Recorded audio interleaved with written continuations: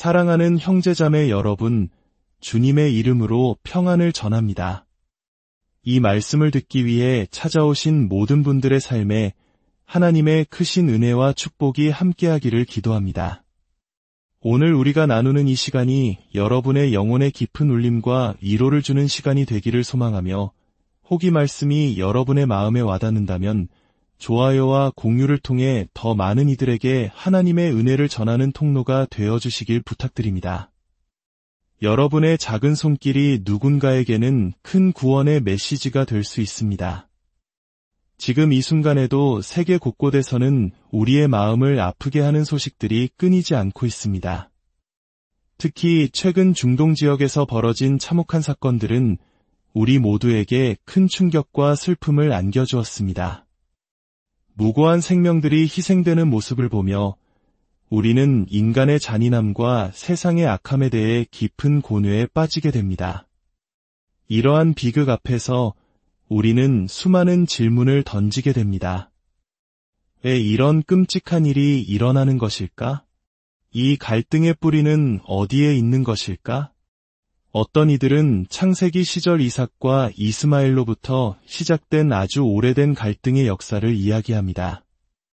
또 다른 이들은 인류 역사를 통해 유대 민족을 보존하시면서도 동시에 메시아를 거부한 그들을 향한 하나님의 징계의 역사를 떠올립니다. 혹은 인간의 마음속에 자리한 죄의 본성이 얼마나 끔찍한 결과를 낳을 수 있는지, 거짓된 종교가 사탄의 도구가 되어 어떻게 사람들을 폭력으로 이끄는지에 대해 분석하기도 합니다. 이 모든 관점들은 분명 중요하고 성경적인 통찰을 줍니다. 하지만 오늘 저는 이 모든 논의를 잠시 내려놓고 우리 주님께서 과거에 비슷한 비극을 마주하셨을 때 어떤 말씀을 하셨는지에 집중하고자 합니다. 예수님께서는 역사나 사회학적 분석 혹은 미래에 대한 예언이 아닌 그 자리에 있던 모든 사람, 그리고 오늘을 살아가는 우리 모두에게 직접적으로 해당되는 단 하나의 핵심적인 진리를 말씀하셨습니다. 누가복음 13장으로 가보겠습니다. 오늘 우리의 스승은 바로 우리 주 예수 그리스도이십니다.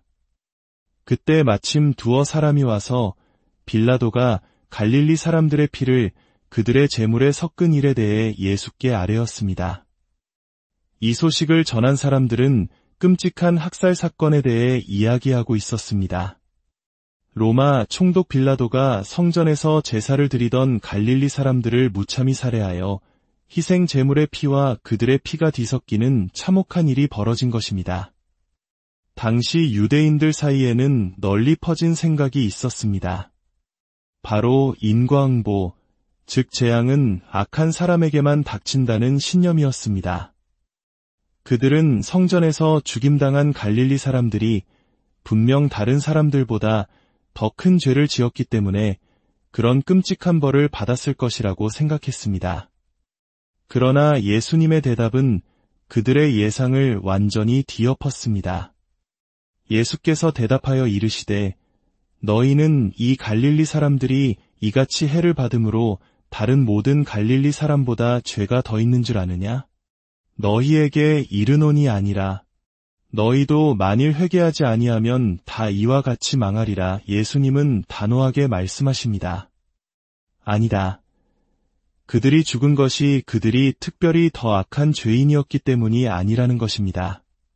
그러면서 예수님은 경고의 화살을 그 사건의 희생자가 아닌 살아남아 그 소식을 듣고 있는 바로 너희에게로 돌리십니다. 너희도 회개하지 않으면 다 그와 같이 망할 것이다.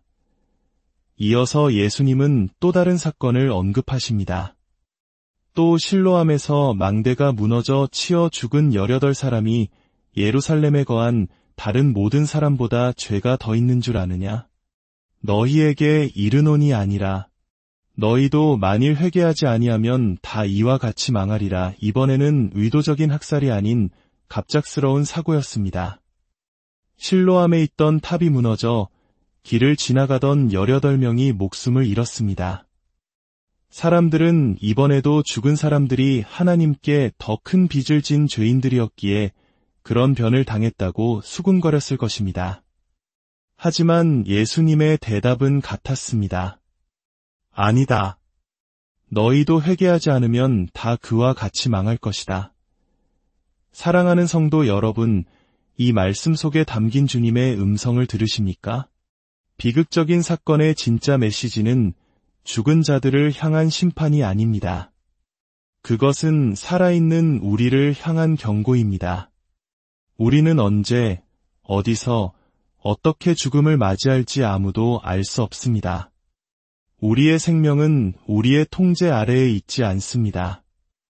주님께서 이 두 가지 사건을 통해 우리에게 가르치시는 가장 중요한 교훈은 이것입니다. 진짜 재앙은 갑작스러운 사고나 끔찍한 학살로 육신의 생명을 잃는 것이 아닙니다. 진정한 재앙은 회개하지 않은 채 죽음을 맞이하여 영원한 멸망에 이르는 것입니다.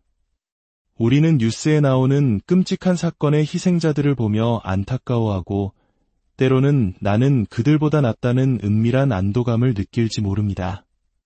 그러나 주님은 말씀하십니다.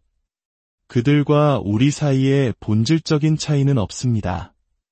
우리 모두는 하나님 앞에 죄인이며 회개하지 않는다면 우리 역시 그들과 똑같이 영원한 심판 아래 놓이게 될 것입니다.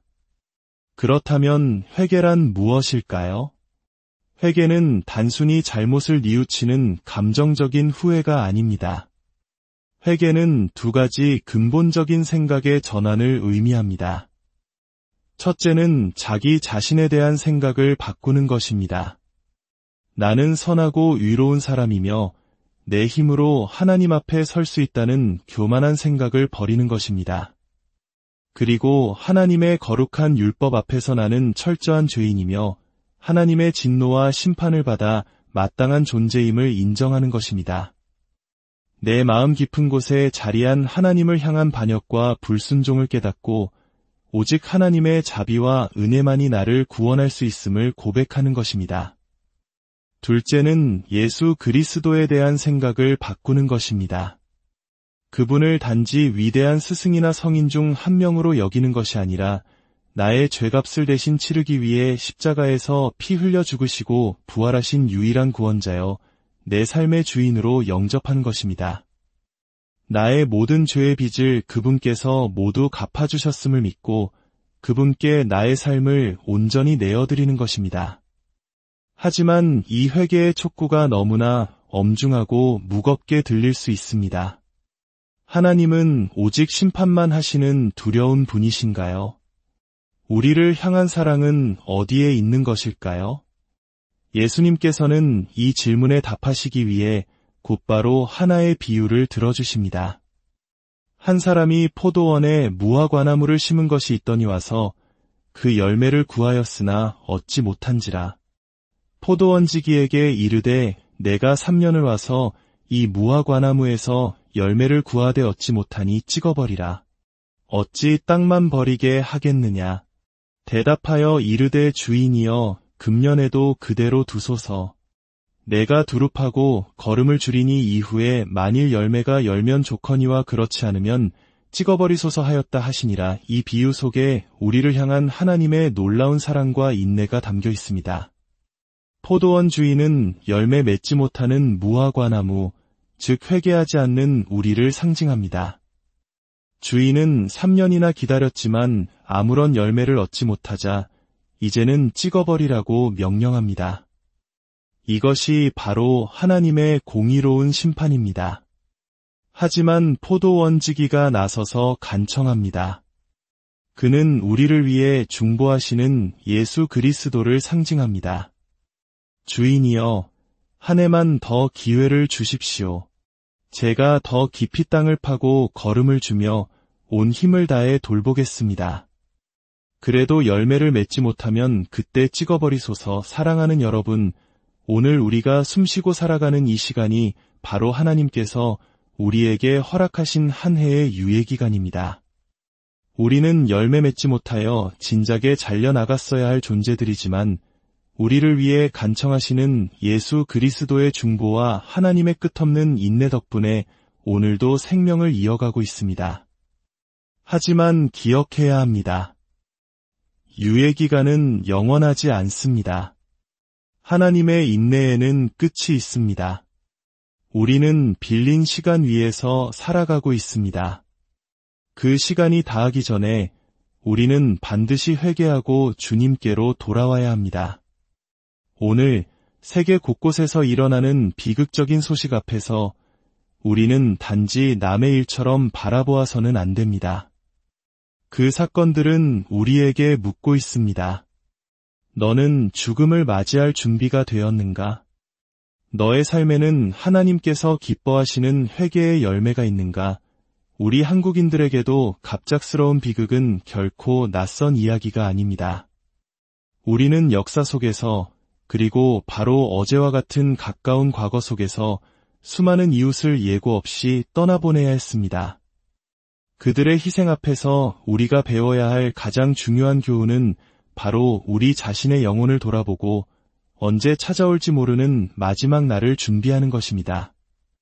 하나님 아버지, 오늘 말씀을 통해 저희의 무뎌진 영혼을 깨워주시니 감사합니다.